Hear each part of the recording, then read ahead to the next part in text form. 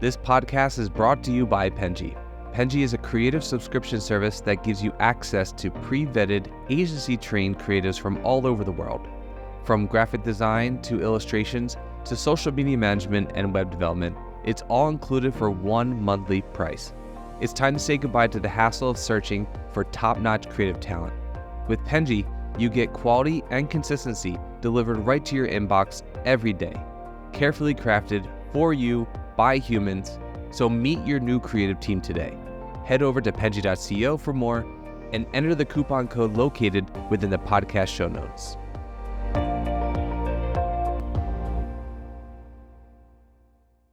Alrighty, hello everyone, and welcome to the Fully Managed Podcast where we discuss marketing and business tips to help assist you on your business journey. I'm your host, Shannon, Penji's partnership coordinator, and I'm joined to you today with Kevin Roy from Green Banana SEO. Thank you so much for coming on with me today. Thanks for having me. I appreciate it. So could you start by telling us a little bit about how you kind of got to this point, what inspired you to co-found Green Banana SEO, and kind of anything in between that you think is important? So it's kind of like necessity. I've been doing this for a long time. This is year 17. And I bought my business partner out about a year and a half ago. But it was working for internet startup, and the company, I was the marketing person, and then I kind of got fortuitously pushed into the web department, and they let me take like coursework at MIT and paid for it. So it was really Awesome. great opportunity to be able to do that. And then the company got bought, and I was the last person left running the web. And they got bought by a huge company, so they didn't really need another web person. And they were handing out severance packages. I took a severance package, bought a computer with the money that they gave me, and then went to 3 people that I knew and said, I'll build you a website for free. Just do me a favor and don't tell anybody it was free. If you like it, tell people. If you don't like it, don't tell anybody. And so That's some God sense, though. that's what that. And then I did a lot of networking and just got us to, we've been on the Inc. 5000 3 times, and it's but a long, long road to that. Well, that's an incredible journey. It's also really interesting to go from web design to SEO. I know that they're obviously involved, but how did you decide to center yourself around SEO? Well, first we SEO is a huge component of what we do. It's a part of it. So we do full scale digital marketing. We run tons of Google ads. We run a lot of Meta. We run LinkedIn, TikTok, basically, geofencing, geo-targeting, almost anything on you see on a screen. The reason we got into SEO was when we started, we still do web dev, but when we started a business building websites, if you've ever done a website project, it never ends the day that you think it's going to end, because of, it's like building a house almost any project doesn't have a perfect timeline. So if you're doing a website for a company and you're working with the owner, and the owner has to answer another call, then skips your meeting, those things just happen. So we were having a lot of trouble paying the bills, not because we weren't getting enough business, because we weren't finishing the jobs on time for millions of reasons. And we couldn't predict when a job was going to finish. Even if a client wanted something done at a certain time, then they would take 3 weeks to approve the design. Next thing you know, the project's 3 weeks out. So we started to do SEO.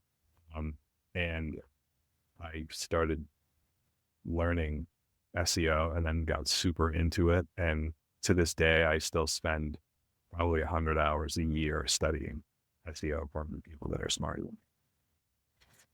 That's interesting too, to get into another sector that also is unpredictable in a way for timeline purposes. But it's individual. The great thing about if you're doing digital marketing for people is you get monthly checks, right? So, building websites is like flipping houses.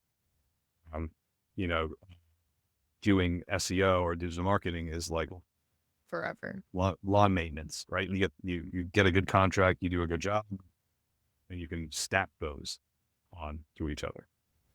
So when you started doing SEO, did you from the beginning do the pay for performance strategy, or is that something that you No. implemented later on? When we started doing SEO, we did it like everybody else, which is time and materials. And we, uh, all the pay for performance SEO came at a meeting that I had years and years ago when we had a client that we'd done some web work with. They were a great client and they asked us to do SEO. So we did like the on-page development, some of the links. We did, like the map optimizations, like all the things that we were supposed to do for SEO. I spent all night working on this beautiful presentation and I brought it into a boardroom and I put it down at the table. Now, one of these people opened my presentation that I was super excited about, and owner of the company said, "So what are we paying you for again?" I was like, "You gotta be kidding me. You're paying me for all this SEO stuff that I'm doing." And I realized that they didn't understand anything that we were doing. They don't know what late semantic indexing. They don't know what metadata is. They think I'm just making stuff up. The only reason they didn't think I was making stuff up is because they trusted me already, but they didn't know what they were paying. So I said, "How about this? I get you on page one. I know I can rank you for these keyword phrases. If I rank you, you pay me. If I don't rank you, you don't pay me. But I'm never doing this thing again. I'm not doing another report, and I'm not coming in to talk about everything we did. If that works for you, great. If it doesn't, then let's continue on the path that we're on." They were like, "Great, let's do it." Left the office, walked into my business partner's office, when I got back, and that I did something really good, completely screwed up, and actually, really good. And so that actually took off with pay for performance. And the only difference between pay for performance and regular SEO is literally like, we charge you if we rank you for the keywords that you pick. And if we rank you, you pay. If we don't rank you, don't.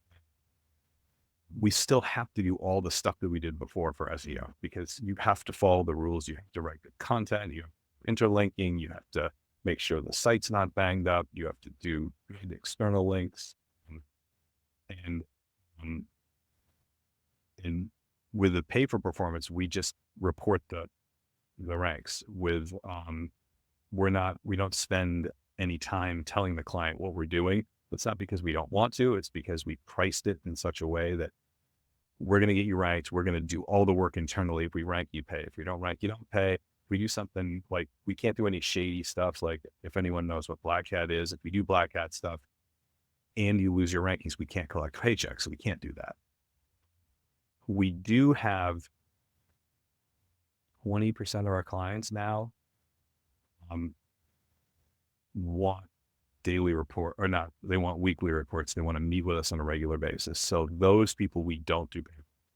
Okay. So it's like kind of an exceptional thing. Yeah. So we do pay for performance is our largest base. Most people do that, but our larger clients, like we have some Fortune 500 clients, they think pay for performance is kitschy. They want to see the pretty report. They want to talk about, our press release link building strategy. And so we do the same thing, but we're doing a lot more FaceTime with the client. That makes a lot of sense. It's nice to offer that because it shows confidence in your work, and I think that people are more likely to trust you. But it's also nice to offer both avenues because you still have all this data that you can update them with. It's just that, people don't care most of the time. And as long as they're Most seeing people don't, yeah. results. Most Yeah. small local businesses don't care.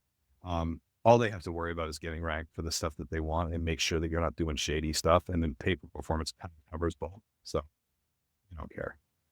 What do you think is the most difficult field or like kind of subject for SEO specifically? Like, do you think that there's a It's a great specific question. Yeah, I always this is my curiosity question because I always wonder what people think because I know they're always different. It's the keyword. So it's not really, I wouldn't say it's the industry, it's the keywords, right? Yeah. So imagine if you, so like we have biotech clients. So if you want to rank for T7 DNA ligase, there's not a lot of competition out there, right? There's still competitors, but it's not like ranking dating. So that's a completely someone has a brand new site and they want to rank for like auto insurance, like good Lord, like think of how much content and all the people that you're going up against, but not just the company size, it's the keyword. And one of my favorite examples is like Moby Dick. So Moby Dick, imagine if you wanted to rank page 1, number 1 for Moby Dick. That's not really competitive in terms of business. People aren't flying around trying to sell Moby Dick books, but there's millions and millions and millions of articles written about it, right? Movies about it. There's like IMDb, there's, Amazon, there's all the content on that book. It's gonna be really hard to rank for that because you have to make your page more relevant and have more relevant links to that than everybody else. So it's not just the industry, it's more the keyword. No, that's definitely a good point because I think that a lot of people will say something like a very where an agency would niche in order to like say like the legal industry.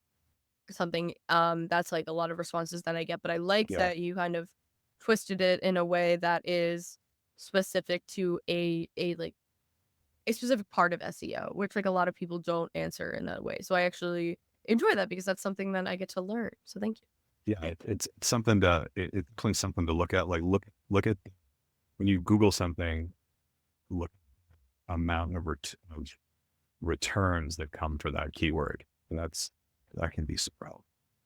Do you ever get a client that comes to you looking to rank for a keyword, but you have experience with clients in that field that you know that that probably won't gain them traffic? And then there's a couple solutions for that. So if a client comes to us with a keyword that they really want to rank for that doesn't get a lot of traffic, the first thing we're going to ask them is, why do you want to rank for this keyword? Now, I don't know where you live, but we live in the Northeast, and we have a client that does heated driveways. Crazy. It's crazy. That's right? really interesting. So it's insanely expensive to build and insanely expensive every time there's a snowstorm. So there's not a lot of people that have heated driveways. You can imagine the search volume is super low, but we have a client ranks for it, but all they care about, if they get one job every 2 years, it's like $300,000 for a job, and they're not paying a lot to get that keyword ranked because it's really easy to rank. But if someone comes in and says, I want, light, pink shingles in Topeka, Kansas, and I think I'm going to make a fortune off of it, we'll be like, all right, you might not want to pick that keyword. But another thing that you can do that we work with clients a lot, some clients come to us and say, I really want to rank, like, I want to do an SEO project with you. I'm not sure what keyword phrases that I want to commit to. And we say, let's do a Google AdWords program, because I can get you on page 1 tomorrow in Google Ads. Page 1, number 1 in Google Ads. If you outbid everybody else, you can rank guaranteed in Google AdWords. If that keyword drives you business, then it's a good keyword to optimize. If that keyword can get you anything, it's probably not a good keyword for you. So we talk to people a lot about using AdWords as a great discovery to try to see whether SEO for certain keywords is going to work. That's really helpful because if someone does come to you with a keyword that you don't think will rank, you can kind of show them evidence of why you feel that it won't, or why you feel that it won't like bring them traffic. Right. And you're doing, like, you're going through the process together, and you're saying to the client, hey, I don't want to just rank you for some garbage that you're going to have to pay me for, and feel bad about it. Like, let's help your business succeed. And honestly, that's the whole, like, as we've been doing this for longer and longer, the best thing to do is to get a client that's going to work with you and you help that client succeed because they grow into bigger clients. Getting someone trapped in an SEO campaign that they don't want to get, they're unsure about in the beginning, it's going to be a crappy relationship. Yeah. It's no fun for your employees. It's no fun for you, no fun for them. Better to just find stuff that works. And sometimes you have to try things like Google Ads to figure that out. Yeah, well, it's honorable that you're willing to do that with them rather than just go with what they're asking for, because a lot of people don't know anything about SEO and they just think, oh, like this will work because this is what I want, or this makes sense to me, and it just does not make sense. And you have they're coming to you because they want to know more, but they probably, a lot of people are hesitant or they Yeah. don't trust people, or so it's nice to be able to see the evidence, but also you don't want to take advantage of the fact that they don't know as much.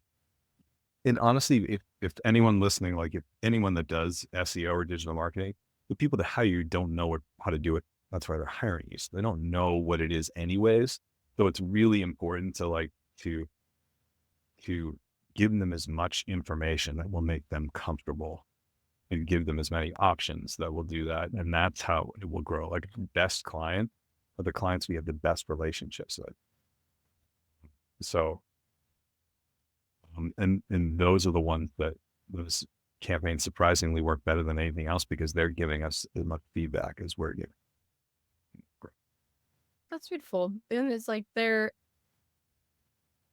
more trust and transparency that I feel like an agency has with a client, both ways too, because I know that there's a lot of times where a client may not give enough information to an agency that is supposed to be helping them. And sometimes that can be at a detriment to the campaign or whatever they may be doing.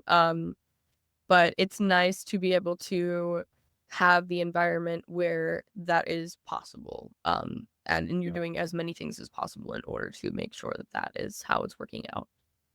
And I think to your point, I think it's super important that the client you're getting into a partnership with someone. Yeah. So if you want to succeed together, it's kind of like going to your doctor and lying about the symptoms. They're not going to be able to help you. You don't stay. Yeah. This is the problem I'm having. You make It's exactly like that. When you're going to someone for help, you should give them all the necessary factors that contribute to them being able to help you. And I think that's something that a lot of businesses come to for help, and they're like a little embarrassed of certain things, I think almost. And I do see that, like with I've talked to someone that owns I could go back to this, but the legal agency, where they specifically there's a lot of data that sometimes like they get clients that aren't providing for them, and they realize they're doing these campaigns and they're not getting the results that they want, but there's factors that they're not considering because they're not being told them. And I think that's, you're asking for help. You have to be a little vulnerable in the idea that you're like being transparent about these things. I think that sometimes it's hard. So we can't help you if we don't know all the information. I couldn't agree more.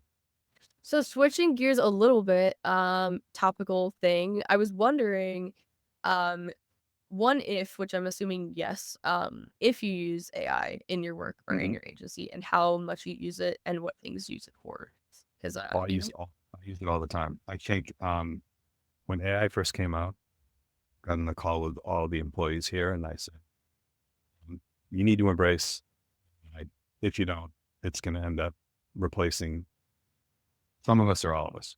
So use it to your advantage. So we use it a lot we definitely use it for SEO copywriting, but you can't cut and paste it. of course. The myth of Google being able to detect that. Oh, Sammy's here. My dog. Don't worry. Oh no, now she changed her mind. Come on, Sam. Come here, honey. Oh, Google can't detect it. That's a myth. Humans can detect it. If you've ever read AI content, when you're reading AI content. But I think it does. I think it makes a great construct. So if I said to you, hey, Shannon, I need you to give me 2,500 words by the end of tomorrow, a paper 2 years ago, you couldn't physically do that. Now you can, and then you can just edit it and make changes. You can probably spend 4 or 5 hours on it, but normally it would have taken you 16, 17 hours to do that. Right. So we do that. I use it personally for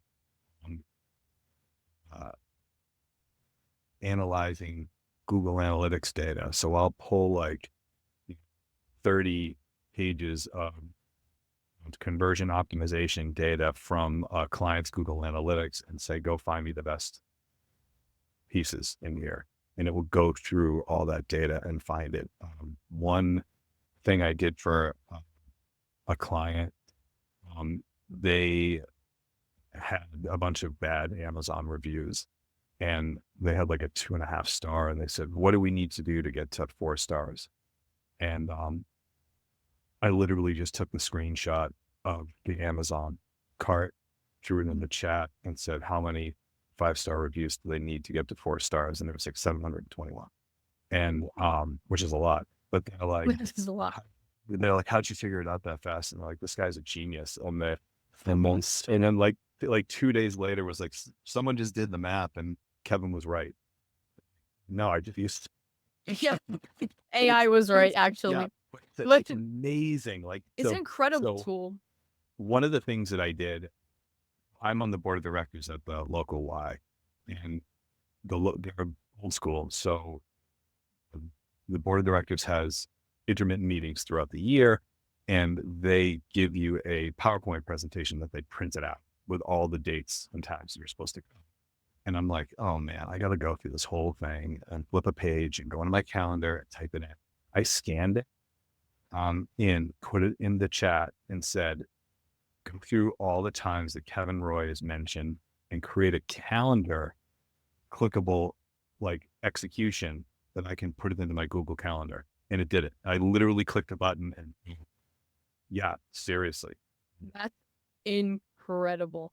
I So, love learning about yeah. all the new things that you Yeah. can do with it too. So I love running stuff like that. Like I have so much fun with chat. My favorite thing that I've discovered about it is the idea of you putting in the ingredients that you have in your kitchen and it making a meal for you, or like Ooh. making a recipe, which is really awesome because I hate wasting things in my kitchen. And a lot of times I end up with like 2 carrots and like half an onion and like random things that I didn't use in a recipe. You can put them in to ChatGPT and it'll make a recipe for you. That like I love that. And that was my favorite thing that I learned about it recently because I think I was definitely one of those people, right? It's incredible. So if you ever need that, that's my favorite thing that I've learned. I'm definitely scaling that. Yeah. It's such a cool thing. And it's one of my favorite things because I was definitely one of those people that was very hesitant about it at first because it's not because I was afraid of it stealing my job or anything like that. I think that's you can always use it as a helpful tool, but I think something that I worry about constantly is not using my brain enough. So I'm constantly, I want to be able to, use it as much as possible so that I'm not getting rusty in there. And I was always worried that I would become too reliant on it, but I don't think that's the case. I do think it's a tool at this point, and maybe, maybe down the line it might, but it's not replacing. Right. At this point, no one knows what, what's in store.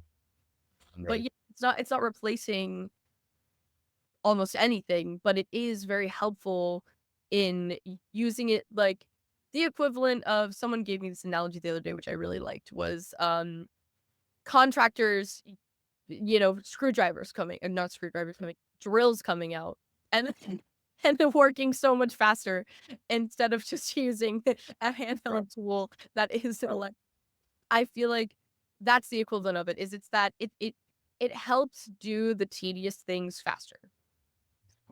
Exactly. Yeah, well, it's a perfect analogy. Like think like the Google Analytics documents. I could have done that, but it was 30 pages of data. It would have taken me a week to get that, and I probably would have made a mistake because I'm tired. Oh, exactly. I built my bed for 3 straight years using a screwdriver and not a drill. And then I got a drill and I was like, oh my God, I just built my bed in 5 minutes. My wrist hurt. That's It's hurt, shattering. It's the same thing. It's when I heard this podcast and I was still hesitant about using ChatGPT as much, I was writing descriptions, like 3 points from the podcast for the podcast descriptions myself. I was going back through every 30-minute video and writing these, and my boss was like, "Why are you doing it? Yeah. Just put in the transcript to ChatGPT and then just read it over and edit it if it's not grammatically Yep. correct or it doesn't make sense." I'm like, "Oh my God. The game Right. changer, do it in less than Super game changer. It's such a beautiful thing. So I think, yeah, I agree that people should embrace it. And I think that, the fears of it replacing people are not here if it is something on the horizon. Yeah. Yeah. Yeah. Yeah. So, we'll just like keep that in our back pocket. Yeah. So I have a fun little segment. I forgot to warn you about this, so I hope it's okay. Sure. I like to do a little game at the end of the podcast. We do a little, it's would you rather, which kind of involves marketing, but then there's also some absurd questions that I mixed in there because I think they're fun. Will keep you on your toes. Okay. Cool.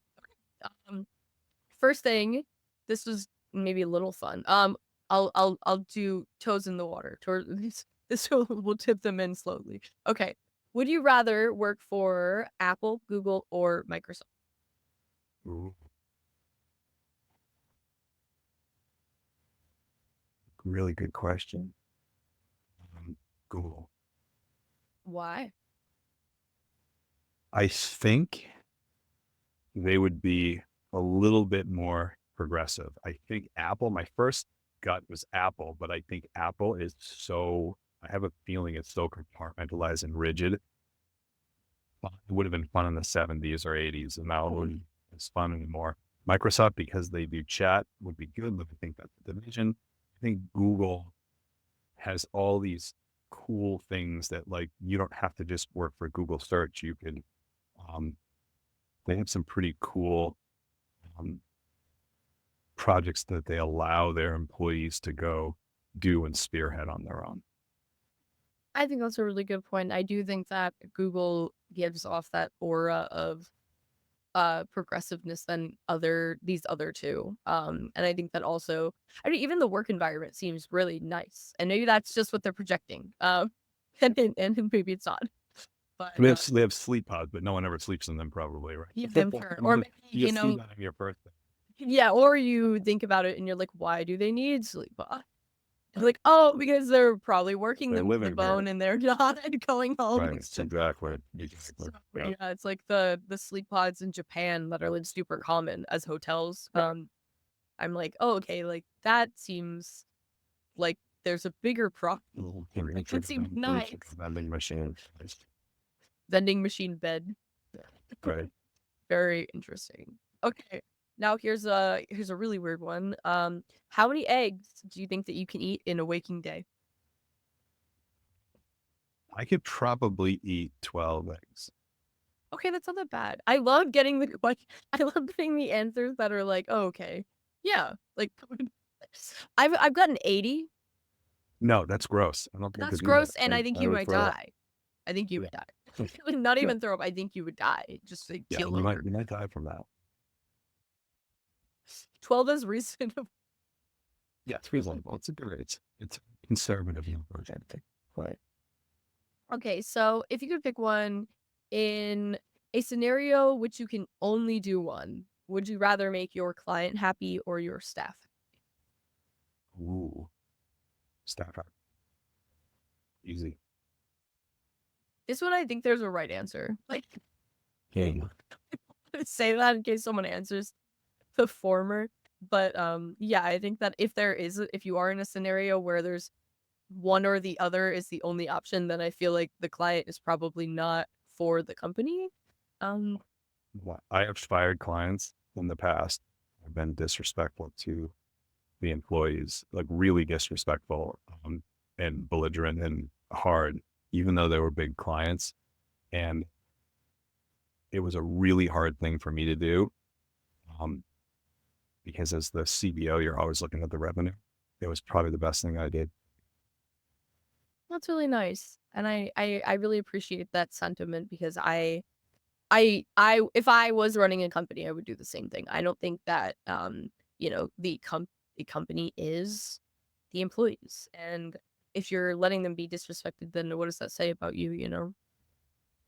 And this is someone told me that this, I know I'm gonna beat up the interpretation of it or the translation of it, but when someone is working, I don't like to say that people are working for me. I like to say that they're working with me. They're giving up a significant portion of their life for you. And that's something you have to think about. Like that, it's a sucky thing to have to come into work every day and have someone yell at you and get. It is, unless you're getting paid a lot, and that might still suck. It'll still wear you down. It counts.